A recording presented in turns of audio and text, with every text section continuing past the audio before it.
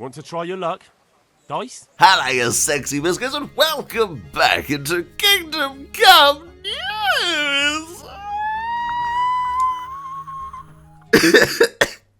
You can tell why I don't do that too often. Today, I am going to be looking at a couple of things that I have found really interesting happening in the Kingdom Come Deliverance community. So the first thing I want to talk about today is Kingdom Craft Deliverance. This has been blowing up recently across news media.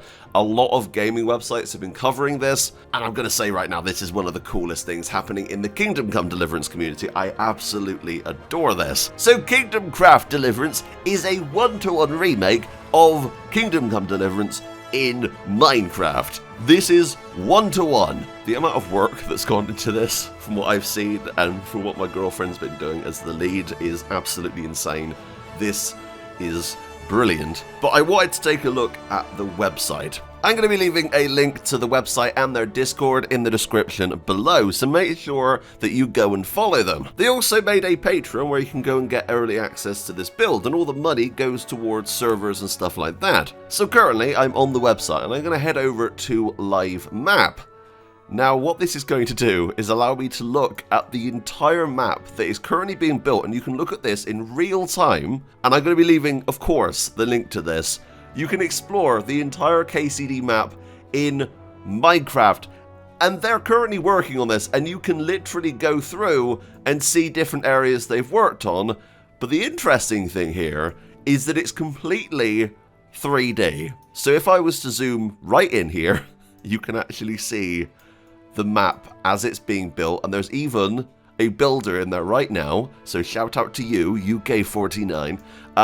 We can actually zoom around in here, we can go around like this, we can zoom all the way down, and I'm going to be doing an exploration video very soon. But as you can see, this is Skalitz. Now, I'm obviously not running Minecraft right now, this is all running through the browser, so you can go and do this right now. So if there's an area you want to see in this mod, you can do that. So let's head down to, let's say, Ratai, and you can actually see they're currently working on Ratai right now. An interesting thing is here, you're probably noticing the different coloured bricks, and that's because they've laid out the foundations in certain colours that the builders know to put this type of building in, or this type of house. And I'm blown away by just the amount of communication these guys have. It's absolutely insane. And of course, I've got to say a massive well done to my girlfriend Amy, who is the head of this project, and I'm so impressed by this. And you can play this in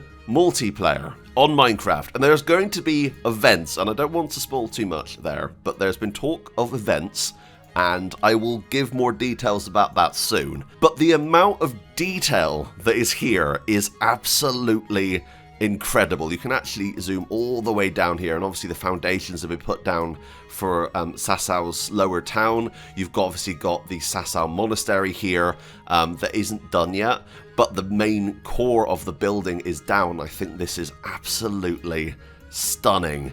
I love this. I think it's absolutely brilliant, and I wanted to show you this because I think that this is one of the coolest things to come out of the Kingdom Come community. You can even go over to Rovna here, and I can kind of have a look around, and the amount of detail is great. And even if you aren't into Minecraft, I'm assuming you can still appreciate just how incredibly bloody detailed this is. All of the houses are here.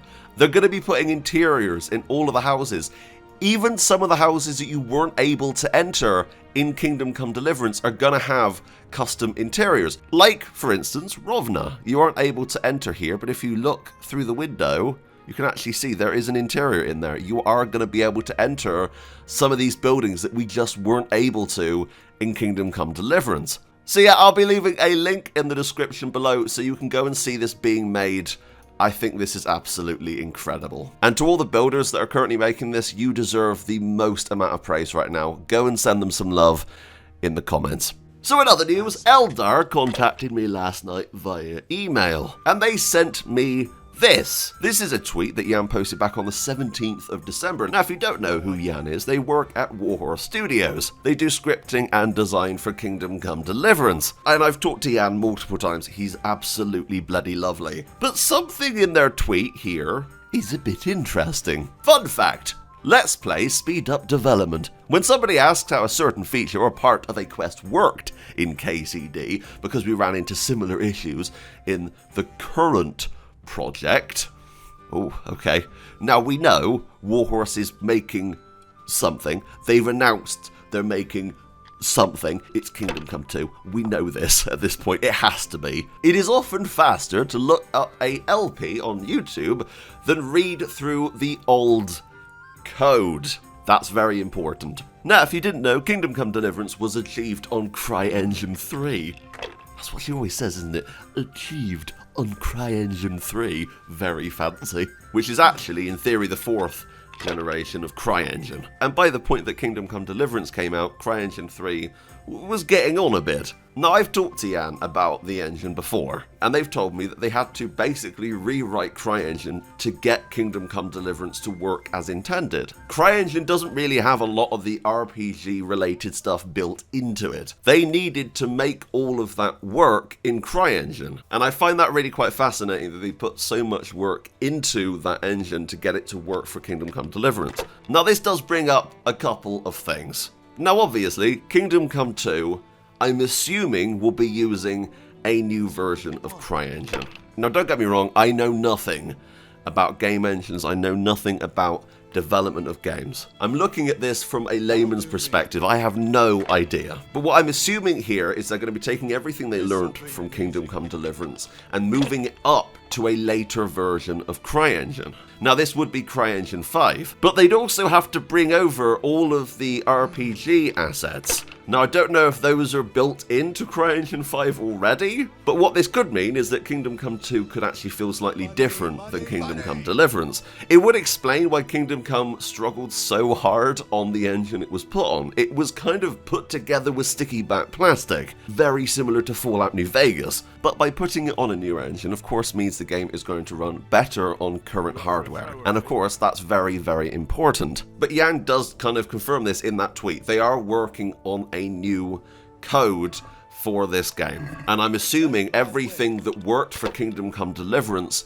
isn't going to work with the new engine. But I am pretty bloody sure that they're going to be sticking with CryEngine. They also posted a follow-up tweet saying, I already had to look up how several UI and HUD elements worked, how some non-standard lockpicking was handled, or some non-standard forced dialogue situations. Because yes, as I said before, this wasn't part of CryEngine. They had to make this and get it working within that engine. And I found this really, really fascinating. It's obvious they're working on something, and I have money right now betted on the fact that they are working on the Kingdom Come sequel. They have everything they need in terms of assets ready to go. So go follow Jan over on Twitter. Also go follow Eldar. Anyway, I'm going to leave it here. Thank you so much for watching. But until next time, that's me out. Bye, guys.